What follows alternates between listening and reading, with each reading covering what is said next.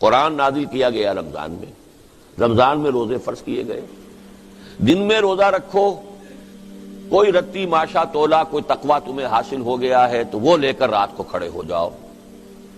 من صام رمضان ایمانا واحتسابا غفر له ما تقدم من ذنبه ومن قام رمضان ایمانا واحتسابا غفر له ما تقدم من ذنبه۔ یہ دو پروگرام بالکل پیرلل ہیں، متوازی ہیں، ہم وزن ہیں،